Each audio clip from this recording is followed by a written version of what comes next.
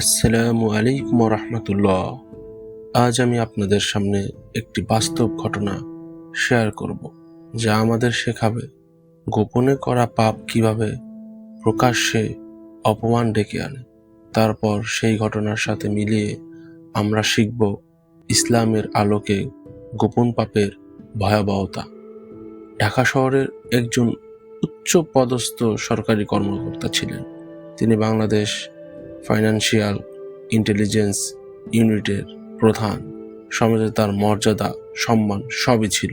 কিন্তু একদিন একটি বিতর্কিত ভিডিও ছড়িয়ে পড়ে।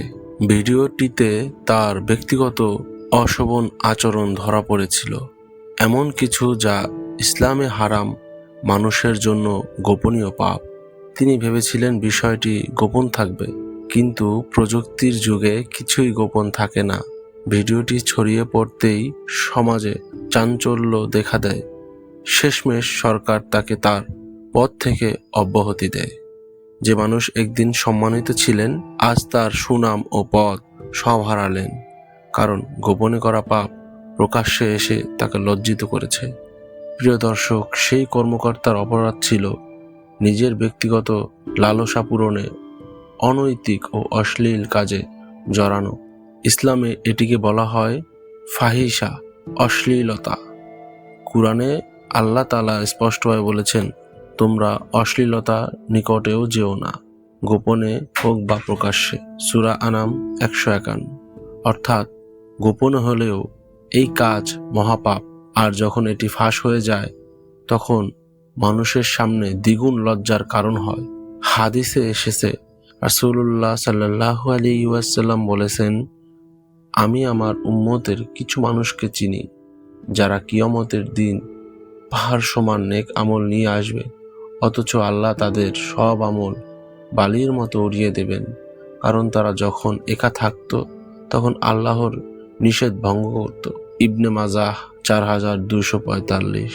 আরেক হাদিসে নবী সাল্লাল্লাহু আলাইহি ওয়াসাল্লাম বলেছেন, যে ব্যক্তি অন্যের গোপন দোষ আড়াল করে, আল্লাহ তার গোপন দোষ আড়াল করবে, আর যে প্রকাশ্যে ফাসাদ করে, আল্লাহ তার লজ্জা খুলে দেবেন। সহিহ মুসলিম 2699। অতএব গোপনে পাপ করলেও আল্লাহ জানেন, আর যদি কেউ বারবার করে এবং তওবা না করে, একসময় আল্লাহ সেই পাপ প্রকাশ্যে এনে লজ্জিত করেন। কর্মকর্তার জীবনে যেমন হলো, তিনি ভেবেছিলেন তার গোপন ভুল কেউ জানে না, কিন্তু সেই ভুল ভিডিও আকারে ছড়িয়ে পড়ল, আর চাকরি, সম্মান সব কিছু শেষ হয়ে গেল। আমাদের জন্য শিক্ষাটি হলো, আল্লাহর ভয় ছাড়া জীবন কাটালে গোপন পাপও ধরা পড়ে যায়।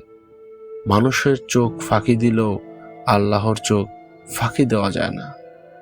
আর হলো, যত দ্রুত সম্ভব তওবা করা উচিত, কারণ আল্লাহ রহমতশীল।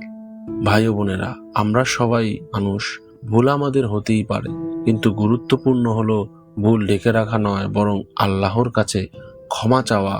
আসুন আমরা সবাই মিলে দোয়া করি, হে আল্লাহ, আমাদের গোপন ও প্রকাশ্য সব পাপ ক্ষমা করুন, আমাদের হৃদয়কে পরিষ্কার রাখুন এবং আমাদেরকে গোপন পাপ থেকে বিরত রাখুন। ইনশাআল্লাহ, আল্লাহ যদি চান, তিনি আমাদেরকে ক্ষমা করবেন এবং ইজ্জত দান করবেন। আজকের ভিডিও এখানেই শেষ। যদি মনে হয় ভিডিওটি আপনার কাছে উপকারী ছিল, তাহলে অন্যদের সাথেও শেয়ার করুন। আল্লাহ আপনাদের সবাইকে হেদায়েত দান করুন। ওয়াসসালামু আলাইকুম ওয়া রাহমাতুল্লাহি ওয়া বারাকাতুহু।